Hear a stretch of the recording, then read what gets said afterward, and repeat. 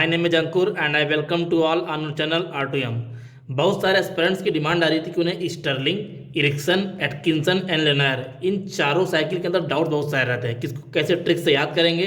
तो आज मैं आपको इन चारों साइकिल का ट्रिक दूंगा एंड इनसे रिलेटेड कुछ कॉन्सेप्ट जो एग्जाम में क्वेश्चन आते हैं। तो चलिए स्टार्ट करते हैं। सबसे पहले आप सभी को पता होगा कि ऑटो साइकिल कैसे ड्रॉ करते हैं पीवी डायग्राम के अंदर। तो ये ऑटो साइकिल है, constant volume, isentropic, constant volume, isentropic, ये सभी को पता है कि ऑटो साइकिल के अंदर हीट एडिशन और हीट रिजेक्शन ये दोनों कांस्टेंट वॉल्यूम पे होता है और ये दोनों प्रोसेस हैं रिवर्सिबल आइसेंट्रोपिक, ये सभी को पता है। अब इसी के बेसिस पे हम लोग ड्रॉ करेंगे स्टर्लिंग साइकिल।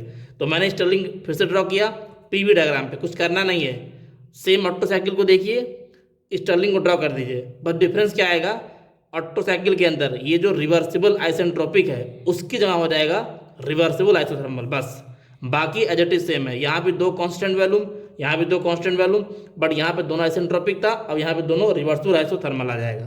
तो स्टर्लिंग हमें याद हो गया। ऑटो बनाएंगे आप, ऑटो में क्या करना है, आइसेंट्रोपिक को रिप्लेस करके आइसोथर्मल करना है बस।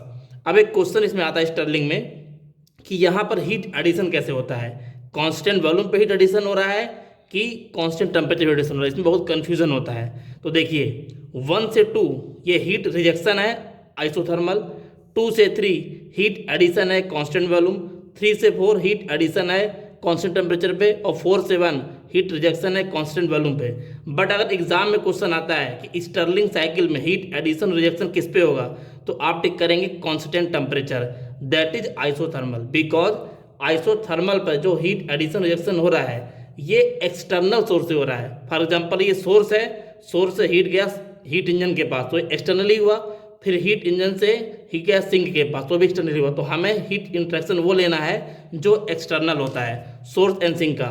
तो इसीलिए क्वेश्चन अगर आता है स्टर्लिंग साइकिल में हीट एडिशन रिजेक्शन किस पे होगा, तो आप टिक करेंगे constant temperature, that is isothermal. तो पहला ट्रिक था सील में स्टर्लिंग, तो स्टर्लिंग हमें याद हो गया, ऑटो बनाएंगे स्टर्लिंग ड्रॉ हो जाएगा। फिर आते हैं इरिक्शन पे, हमने स्टर्लिंग बनाया, जैसे स्टर्लिंग बनाया है सेम वैसे ही ड्रॉ करिए इरिक्शन साइकिल पीवी डायग्राम में, ड्रॉ कर दिया। ओनली डिफरेंस क्या है, ये दोनों जो कांस्टेंट वॉल्यूम था अब बन जाएगा कांस्टेंट प्रेशर। बस पहले ऑटो ड्रॉ करेंगे, फिर उससे स्टर्लिंग, स्टर्लिंग से फिर इरिक्शन। तो यहाँ करना क्या है, जो कांस्टेंट वॉल्यूम है इसको हम कांस्टेंट प्रेशर कर देंगे, बाकी एज इट इज सेम है। यहाँ भी आइसोथर्मल है और यहाँ पे थर्मल है, सेम लॉजिक यहाँ भी लगाएंगे इरिक्शन साइकिल में। हीट एडिशन रिएक्शन कहाँ पे होता है, कांस्टेंट प्रेशर पे होता है कि कांस्टेंट टेम्परेचर पे। तो यहाँ भी आंसर होगा इरिक्शन साइकिल में हीट एडिशन रिजेक्शन दोनों के दोनों कांस्टेंट टेम्परेचर पे होते हैं। क्यों, हम because external heat addition reaction की बात कर रहे हैं, बाकी ये जो होता है कांस्टेंट वॉल्यूम पे या कांस्टेंट प्रेशर पे इंटरनल है, उसको हम लोग कंसिडर नहीं करते हैं। आपको पता होगा कि किसी भी साइकिल को अगर कार्नोट साइकिल होना है तो कार्नोट साइकिल होने के लिए उसमें हीट एडिशन और रिजेक्शन कांस्टेंट टेम्परेचर पे होना चाहिए, दैट इज आइसोथर्मली होना चाहिए, बिकॉज कार्नोट साइकिल के अंदर heat addition rejection constant temperature पे होता है। तो केवल और केवल स्टर्लिंग साइकिल और इरिक्शन साइकिल दो ही साइकिल ऐसी हैं जो कि फुल्ली रिवर्सिबल हैं लाइक कार्नोट। ऐसा क्यों बोल रहे हैं, बिकॉज स्टर्लिंग और इरिक्शन में भी heat addition rejection constant temperature पर ही होता है। तो ट्रिक्स याद करेंगे, CSC, कार्नोट, स्टर्लिंग, इरिक्शन, यही 3 साइकिल फुल्ली रिवर्सिबल है। कोई आपसे पूछेगा क्यों है, बिकॉज यहाँ पे हीट एडिशन रिएक्शन आइसोथर्मली होता है। क्वेश्चन एग्जाम में आता है कि किस साइकिल के अंदर हम लोग रीजनरेशन प्रोसेस यूज करते हैं, तो आंसर होगा स्टर्लिंग और इरिक्शन, जो भी ऑप्शन में दिया होगा। बिकॉज स्टर्लिंग इरिक्शन जो होता है ये फुल्ली रिवर्सिबल है, इसको अगर को प्रैक्टिकली यूज करना है तो रीजनरेशन अप्लाई करना पड़ेगा। कुछ लोग यहाँ टिक करते हैं ब्रेटॉन, जो कि गलत है, ब्रेटॉन को बिना रीजनरेशन के भी यूज कर सकते हैं, बट स्टर्लिंग इरिक्शन को प्रैक्टिकली यूज करना है तो हमें रीजनरेशन यूज करना पड़ेगा। जैसे ये देखिए इरिक्शन के अंदर हमने यहाँ पढ़ा था, अगर ब्रेटॉन की बात करें तो जैसे इरिक्शन है सेम ब्रेटॉन भी होता है, आपने पढ़ा होगा पावर प्लांट के अंदर, ये दोनों आइसेंट्रोपिक और ये कांस्टेंट प्रेशर।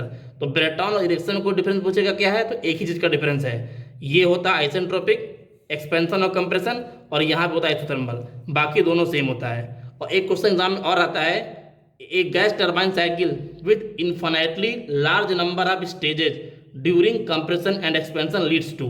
तो जैसे गैस टरबाइन साइकिल क्वेश्चन बोला समझ जाएंगे ब्रेटॉन की बात कर रहा है। आप ब्रेटॉन में गए तो बोल रहा है कि इसी कंप्रेशन एक्सपेंशन का हम नंबर ऑफ स्टेजेस में बढ़ा दें, इन्फिनिटली लार्ज कर दें, तो ये साइकिल बन जाती है इरिक्शन। तो इसका आंसर होगा इरिक्शन। इसीलिए क्वेश्चन एग्जाम में आता है आंसर इरिक्शन क्यों होता है। आप खुद देखिए, ब्रेटॉन है, कंप्रेसर इन्फिनिटली लार्ज कर देंगे तो ये दोनों प्रोसेस जो अभी तक आइसेंट्रोपिक था अब ये आइसोथर्मल बन जाएगा, तो लीड्स टू इरिक्शन साइकिल। तो हमें याद हो गया, ऑट्टो से ड्रा करेंगे स्टर्लिंग, स्टर्लिंग से ड्रा करेंगे इरिक्शन। दोनों में heat addition rejection isothermally constant temperature पे। ब्रेटॉन साइकिल का कंप्रेशन एक्सपेंशन को इन्फिनिटी स्टेज बढ़ा देंगे तो इरिक्शन बन जाएगा। अब देखिए आता है एटकिंसन साइकिल। एटकिंसन साइकिल के लिए सबसे पहले आपको याद करना पड़ेगा डीजल साइकिल। कोई कंफ्यूजन हो कि प्रोसेस कौन कौन से होते हैं, सभी को पता है डीजल में compression, heat addition, expansion, rejection. तो यहाँ पे ये दोनों प्रोसेस रिवर्सल आइसेंट्रोपिक है और ये कांस्टेंट प्रेशर हीट एडिशन और constant volume heat rejection. Atkinson बनाते वक्त कुछ करना नहीं है, मन में डीजल को याद करिए और इसी कांस्टेंट प्रेशर और कांस्टेंट वॉल्यूम को रिवर्स कर दीजिए। तो यहाँ पे कांस्टेंट वॉल्यूम पे हीट रिजेक्शन हो रहा है तो यहाँ पे कांस्टेंट वॉल्यूम पे हीट एडिशन होगा। यहाँ पे कांस्टेंट प्रेशर पर हीट एडिशन हो रहा है, यहाँ कांस्टेंट प्रेशर हीट रिजेक्शन होगा। बस यही करना है। डीजल का आपको केवल हीट एडिशन को रिवर्स कर देना, हमने कर दिया तो ये बन गया एटकिंसन साइकिल। और ये दोनों एज इट इज आइसेंट्रोपिक है। एटकिंसन को बनाते हुए ध्यान रखिए, एक्सपेंशन स्ट्रोक लार्जर होता है as compare to compression stroke. Exam में क्वेश्चन आता है which cycle have unequal expansion compression stroke, मतलब ये एक्सपेंशन स्ट्रोक ज़्यादा लंबा होगा as compare to compression, answer होगा एटकिंसन साइकिल। तो यहाँ पे एक्सपेंशन स्ट्रोक कंप्रेशन से ज़्यादा होता है, ठीक। एंड लास्ट में देखिए डुअल साइकिल। सभी को पता है डुअल साइकिल में कंप्रेशन हुआ, वॉल्यूम पे हीट एडिशन फर्स्ट होगा, फिर कांस्टेंट प्रेशर हीट एडिशन होगा, फिर एक्सपेंशन, फिर रिजेक्शन। तो इसमें क्वेश्चन आता है डुअल में हीट एडिशन पहले किस पे होता है। हीट एडिशन पहले होगा कांस्टेंट वॉल्यूम पे, फिर कांस्टेंट प्रेशर पे, और कांस्टेंट प्रेशर पे जो भी हीट एडिशन होगा वो कांस्टेंट वॉल्यूम से ज़्यादा होता है। और कितना ज़्यादा होता है, 3 to 4 टाइम्स। और लास्ट में आता है लिनियर साइकिल।